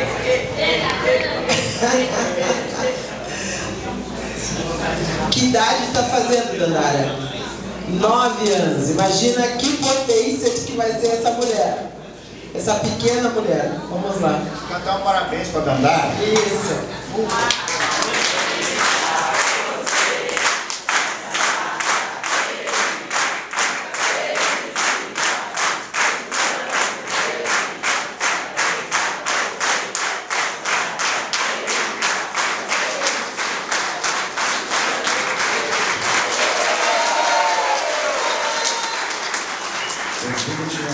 Hoje é aniversário dela, ela mora em Sapucaia, E a mãe dela é professora, está dando aula. Ela pediu para o padrasto dela trazer ela. Cara, se eu não quero aniversário, eu quero ir lá no lançamento do livro do Dinho. Olha só, é teu dia. Uma só. Só uma. Tá, então tá. Não vai ser hoje, gente. Nós vamos ouvir a verdade. Futuramente a gente vai ouvir. Bom, gente, agora nós vamos abrir para algumas inscrições. Quem quiser se manifestar, vão ter 3 minutos cronometrados aqui por mim. Infelizmente eu tenho que fazer a parte chata, tá? Mas podem chegar à frente, se identificar, que eu abro espaço para vocês, tá? Ah, já tem um. Como é que é o nome? Guilherme. Ah, então tá. Tem 3 minutos, querido. Muito obrigado. Estou muito feliz de estar aqui presente nesse evento. E, nossa, eu me senti representado pela fala dela também. Eu não sabia que ela projetou Racionais. Eu conheço a esposa do KLJ, a Erika Moreira. Ela é minha amiga, eu conheci ela lá em Brasília. Na Seminário Internacional de Educação Inclusiva e Autismo, que aconteceu em 2024. Eu viajei para lá com tudo para a Unesco. E, nossa, estou tendo o privilégio de conhecer a pessoa que projetou Racionais. Então, falar disso também toca pra mim, por eu ser autista, por eu ter sofrido o capacitismo, o preconceito por ser autista, por ser BCD, cara. Nossa amiga ali que é cadeirante sofre isso também, cara.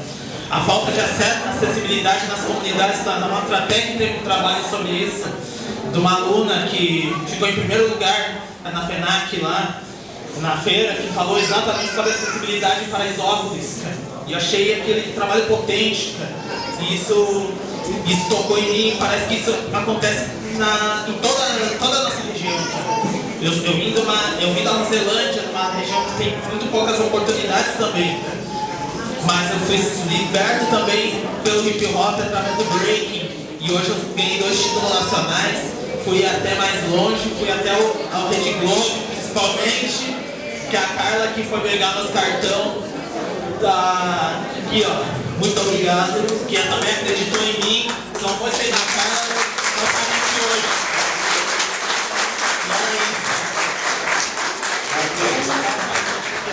Todos os nacionais também, família da esposa do KLJ, cara. Mais alguém quer falar? Se manifestar? Cascado?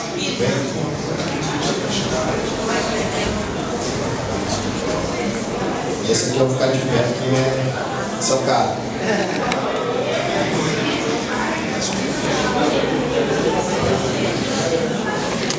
Na real, eu só quero dizer parabéns, tá ligado? Dizer Que silêncio, gente. Lá em 15 de maio de 96, a gente criou um grupo de rap chamado Preconceito Zero. E falar sobre isso, sobre o preconceito zero, como o Pedro Moreira falou, nós andava sempre com uma turma. E é muito louco isso, assim, a gente vê que são poucos daquela época. São poucos. A gente sabe que tem a pele salva e a pele alvo. E, infelizmente a gente é a pele alvo. Teu finado pai, que Deus que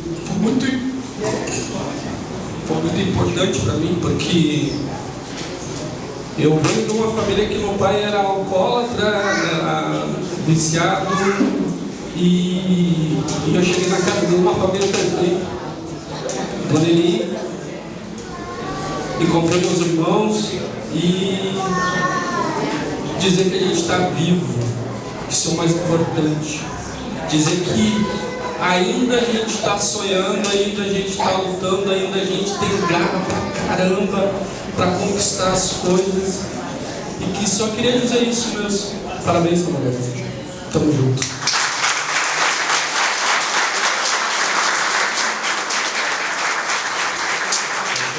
Vai ser outro também, sobrevivente no caos pós-colonial. Ele ainda anda no estilo do rap, ele já tem a calça mais apertada. Boa noite, pessoal. Satisfação, cheguei atrasado, né?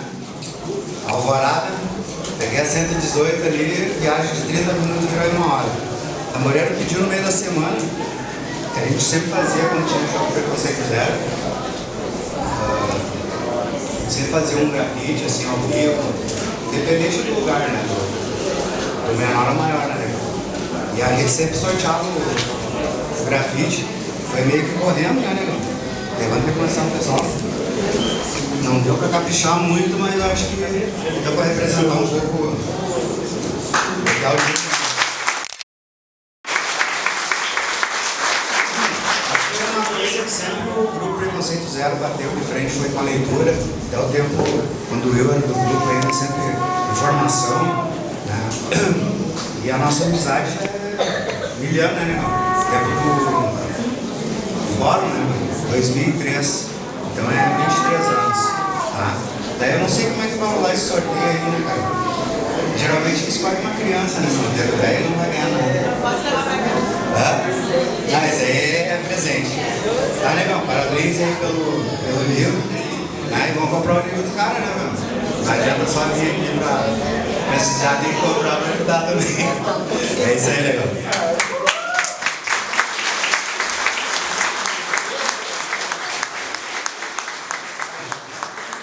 Esse aqui é talentoso, esse aqui é o talento da Santo Afonso. Ó, postando esse cara aí. Boa noite, primeiramente. Adorei por estar aqui na Voz. Muito feliz, né, por estar aqui, por convite, por maneira que me fez, que é a minha inspiração, que foi o cara que me incentivou a estar na música, primeiramente. Foi o que me ajudou a escrever a minha primeira música, 5 anos atrás, né, Tamboreiro? Que fez meu primeiro refrão. E estou muito feliz mesmo por estar aqui. Vou só falar nosso refrão, vamos cantar nosso refrão? Tá? Entre versos e prosa, lutas e vitórias, conquistei o meu respeito na cadeira de rodas. Entre versos e prosa, rimas e vitórias, vou me superando e trilhando minha trajetória.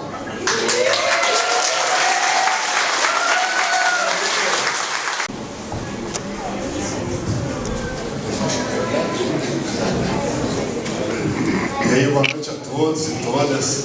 Ia ficar no meu canto lá quietinho, mas muita gente falou aqui e eu não...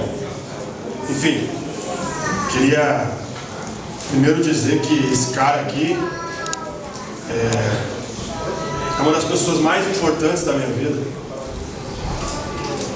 Se eu fosse contar tudo que a gente já viveu junto, né, Tamboreiro? A gente ia ficar aqui horas, mas eu quero só trazer duas coisas bem importantes. Meu nome é Will, para quem não me conhece, sou um dos fundadores do Preconceito Zero também, que é um grupo de rap que o Tamboreiro se referia. E a minha infância foi... As crianças tapem os ouvidos, por gentileza. Minha infância foi fodida. Foi uma infância difícil. Enfim, muito difícil. A família toda no crime. Toda no crime. E quando o Tamboreiro falava em relação aqui na periferia, é uma encruzilhada, na verdade, Tamboreiro, eu até discordo um pouquinho, que eu acho que é só uma bifurcação. Ou dá ou desce. E a gente conseguiu, graças, e agradeço muito, Tamboreiro, a tua família, a Dona Nini está aqui, que é uma segunda mãe para mim. A gente não tinha o que comer em casa. E a gente ia lá para a casa da Dona Nini, do São Luís, que nos recebiam. E lá a gente conseguiu ter um pouco de esperança. E quando a gente montou o grupo de rap, o Preconceito Zero, a gente queria levar a mensagem para as pessoas de esperança. E a gente falou muito, e eu quero cumprimentar pela fala potente, mas eu quero dizer importante que a gente fala de violência, Tamboreiro. E não sei se tu falou, mas eu pelo menos não ouvi. Quando a gente fundou o Preconceito Zero, nós queríamos ter algo diferente no Preconceito Zero, para que o grupo se destacasse. Porque havia muitos grupos, enfim, a gente precisava fazer algo diferente. E a gente escolheu não consumir álcool, não consumir bebida alcoólica, tu disse isso? E nem drogas. Os guris ainda tomavam uma cervejinha lá no início, né? E aí, para não ser muito extenso, eu quero só contar rapidamente o que nos fez, né, tomar essa decisão. Nós estávamos jogando bola no ginásio, e depois do jogo de futebol a gente sentou numa mesa, né? de uma lancheria lá no bairro, e passou um molequinho, ele encarou nós, ficou olhando, a gente não entendendo o que ele estava olhando. Ele deu 2 passos para frente, olhou para nós assim na mesa e disse: tudo que vocês falam na letra é mentira. Aí a gente se olhou e, ué, como assim? Vocês falam um monte de coisa e vocês estão bebendo aqui. Cara, foi um tapa assim. Nós tínhamos o quê, Tamboreiro? 16 anos. Hoje eu estou com 45, vou fazer 45, Tamboreiro 46, 22. E desde os nossos 16 anos, nós nunca mais consumimos bebida alcoólica.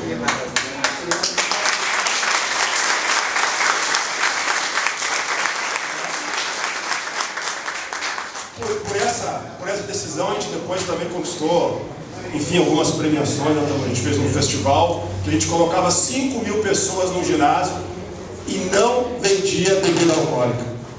Poderíamos lucrar com 5.000 jovens dentro de um espaço, se cada um tomasse uma cerveja, imagina o lucro.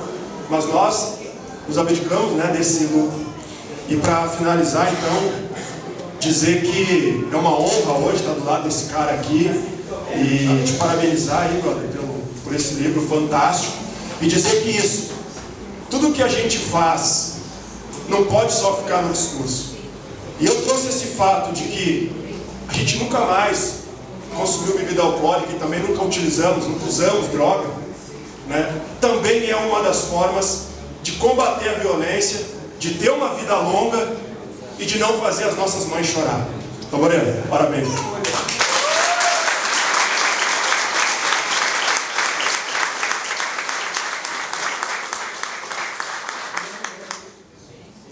Mais alguém?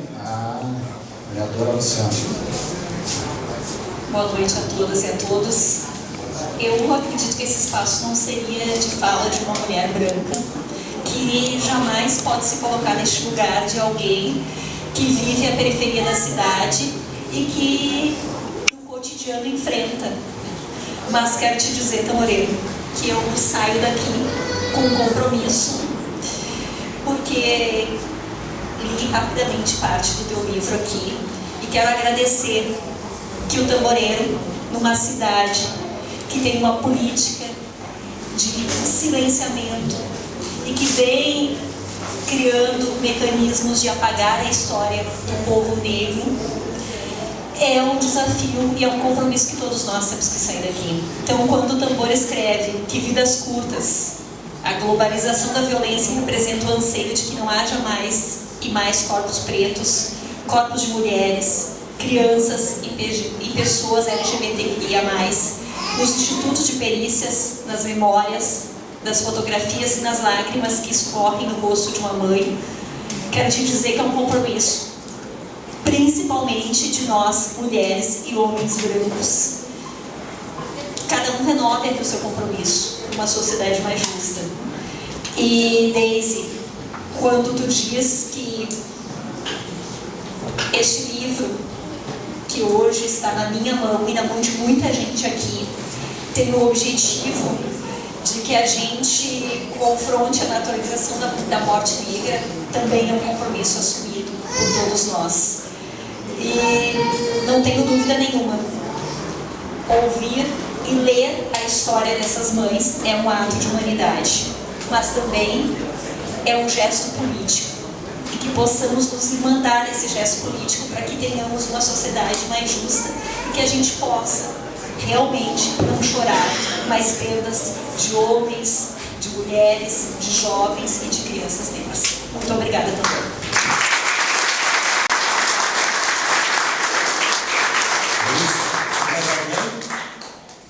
Fábio? Não, tem uma senhorinha. Não, Fábio.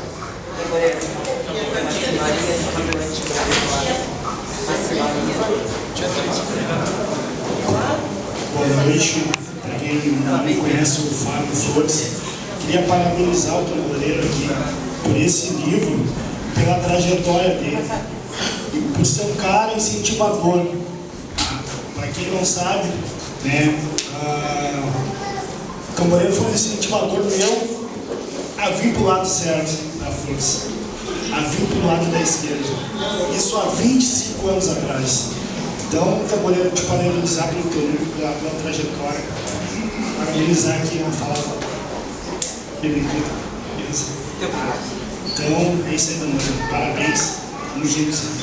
Pensei a todos os órgãos, porque nada foi feito e a pessoa é branca e continua me ameaçando que vai me matar. Faz 14 anos eu estou passando por racismo. Eu já fui até Brasília, fui no estado, não fizeram nada, mandei todas as minhas provas para Brasília para pedir ajuda para salvar a minha vida. E mesmo assim, a pessoa ainda continua me perseguindo e tentando me matar. Eu fui intoxicada por veneno de grama. Então, o que eu peço para vocês, tomem muito cuidado com a história de largar veneno em grama. Porque um animal que passar contamina a família toda. É uma mata sem pena. E eu quase morri.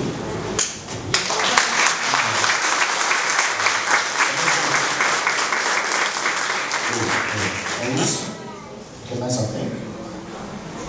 Lúcio, eu queria escutá-los. O Lúcio faz parte da minha trajetória também, então. Da minha? O Lúcio, a minha, da Chica, as pessoas que sempre foram muito queridas aí comigo.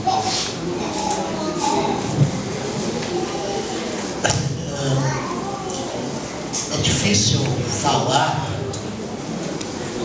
porque o que o tambor nos trouxe, ele toca de um jeito sem meio termo. Não é, digamos assim, uma conversa, né? É mais um testemunho. Quem me conhece sabe que eu padeço do defeito de ser cristão e marxista. Alguns acham que isso é meio estranho. Mas enfim, eu nunca me preocupei, isso é muito normal. Mas, na Bíblia, tem a figura do profeta. As pessoas depois acharam que o profeta era o cara aquele que olhava para o futuro e dizia o número que tinha que jogar naquilo. Não. Profetizar é o que o tambor faz, que é falar da vida das pessoas como a vida das pessoas é. E no meio de um cenário de uma brutal injustiça, dar voz a quem não tem voz. Plantar a ira desses que foram a vida inteira espezinhados. Então, é só agradecimento, irmão. É só agradecimento por eu poder olhar, por poder escutar, por poder caminhar contigo na construção de uma outra possibilidade de vida. Porque essa vida, do jeito que está, ela só serve para meia dúzia, não para a gente. Muito obrigado.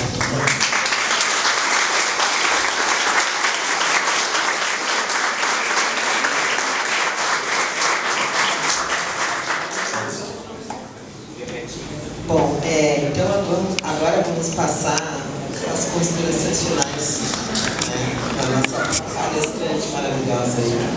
Bom, gente, eu quero agradecer mais uma vez o convite do Tamboreiro, dizer que sempre que me chamarem, eu venho com o maior prazer do mundo, tenho muitas amizades aqui em Porto Alegre, então eu vou sempre, na medida do possível, né, eu vou estar aqui presente com vocês e dizer para vocês que para além das vidas, né, todas as vidas importam, não existe vidas, mas vidas que sejam vividas em sua total plenitude, né? Eu acho que isso que é importante.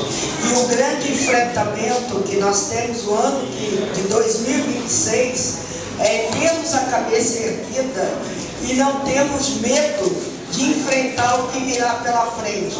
Vai ser um ano de muitos desafios. Vai ser um ano que serão escolhidos, que teremos que fazer escolhas, mas essas escolhas impõem compromissos, e esses compromissos impõem também com o caráter, com a dignidade, com a valorização valorização das pessoas enquanto pessoas. Então nós temos que ter bem claro qual é o lado que nós queremos, qual a luta que queremos escolher para lutar, quem queremos estar do nosso lado. Porque é importante que gays, lésbicas, trans, pessoas com deficiências, idosos, todas, negros, indígenas, mulheres, crianças, meninas, jovens, tenham vida em abundância. Esses jovens que falaram aqui com o tamboreiro, que hoje tem mais de 40 anos, são jovens sobreviventes de um projeto político que queria a destruição desses jovens. E esses jovens hoje são responsáveis por outros jovens. E assim sucessivamente. Então muitos já são pais, outros já são avós. Mas foi a música, foi a cultura, foi a busca de alternativa, a busca de liberdade que deu condições para esses jovens serem e ser hoje o farol, a régua e o compasso para outros jovens. Então é muito importante. E as mães, eu quero deixar o meu abraço a todas essas mulheres extraordinárias, essas mulheres que tiveram uma força sobre-humana de passar pelo que elas passaram, para viver o que elas viveram, para que os seus filhos, aonde eles estiverem nesse momento, estejam em luz, iluminando a vida de vocês. Onde os seus filhos estiverem, eles vivem através de vocês, porque vocês iluminam os caminhos que eles, aonde estão abrindo para vocês. Luz para quem é luz. Muito obrigada, um beijo no coração.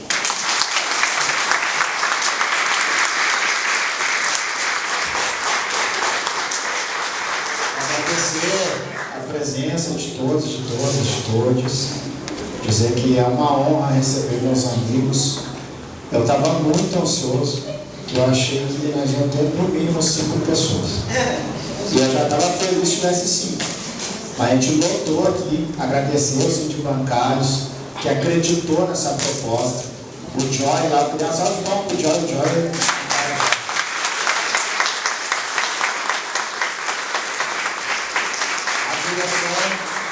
Toda a direção do sindicato, que sempre são muito acolhedores, aqui são parceiros.